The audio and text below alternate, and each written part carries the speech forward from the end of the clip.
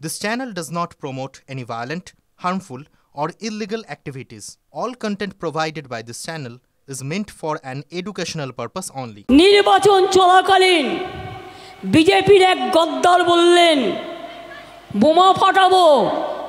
আরে বোমা ফাটিয়ে মমতা ব্যানার্জির ওপর রাগ হয়তো মেরে দে। অভিষেককেও তো খুন করতে গেছিলি, ধরে ফেলেছিলাম আমরা। কিভাবে করেছিলি? তার বাড়ি পর্যন্ত রেকি করেছে, ফেস টাইমে ফোন করেছে। आपका साथ बात करने चाहती हूँ বলে সময় দিলেই গুলি করে দিয়ে পালিয়ে যেত। এরা চায় যারা ওদের বিরুদ্ধে কথা বলে তাদের মেরে দাও, তাদের জেলে ভরে দাও, তাদের পৃথিবী থেকে সরিয়ে দাও। জানা কিছু আছে, না জানাও অনেক কিছু আছে, তবে যেটুকুনি জানা গেছে সেটা রাজনীতিকদের পক্ষে যথেষ্ট। দেখুন, ভোট বাজারে খড়কুটো তো ফেলনা নয়, রাজারামের নাম তো মুম্বাই হামলার সঙ্গে জুড়ে রয়েছে। ফলে এই ক্ষেত্রে যদি সেটা এখানে হামলার সঙ্গে কোনোভাবে জুড়ে দেওয়া যায় বা সম্ভাব্য হামলার একটা ছবি তৈরি করে দেওয়া যায়, সেটাও কিন্তু বেশ হইচই ফেলে দেওয়ার মতো ব্যাপার হবেই হবে। মমতা বন্দ্যোপাধ্যায়ের মাথা খারাপ হয়ে গেছে, অপ্রকৃতস্থ কথাবার্তা বলছে। প্রধানমন্ত্রীকে কথা বলতে গিয়ে কী সব অপশব্দ ব্যবহার করছে, সেগুলো আপনারা ক্যামেরার সামনে আমিও বলতে পারবো না, আপনারাও দেখাতে পারবেন না। স্বাভাবিকভাবে উনি কী বলছেন এখন খুব একটা গুরুত্ব দেওয়া উচিত না। এমনিতেই বলে বয়স হলে একটু লোকের কথা বেড়ে যায়।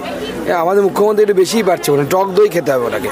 টক দই খেলে গ্যাস কম হবে, মাথায় গ্যাস বায়ু কম উঠবে, তাহলে উল্টোপাল্টা কম বকবে। আমি আক্রান্ত, মানুষের কাছে এইটা নিয়ে যাবে, খোকাবাবু আক্রান্ত, আমি আক্রান্ত। পুলিশকে কেন বলতেছে সাংবাদিক করে? আক্রান্তের কাঠ খেলা শুরু করেছে দিদি আর খোকাবাবু। দিদির বাজার খারাপ হচ্ছে, খোকাবাবুর বাজার খারাপ হচ্ছে, হালে পানি পাচ্ছে না। নিজেদের পরিবারের লোকের কথা বলছে, আর কারুর কথা না।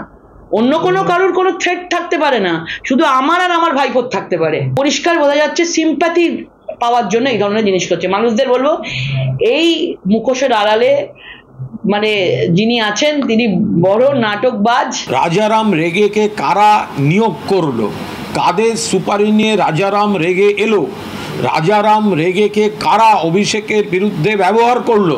ও এমন কি দেশের জন্য কাজ করছে যে তার জন্য ওর জঙ্গি রেকি হবে? ইলেকশনে একটা মিডিয়া হাইপ করার জন্য আপনারা করছেন।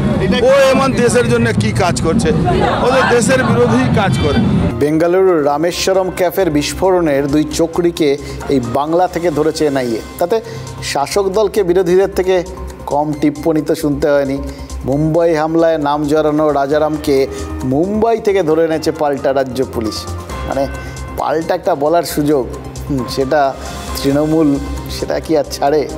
ফলে রাজনীতিতে এই চাপানুতরটা খুব ইন্টারেস্টিং জিনিস।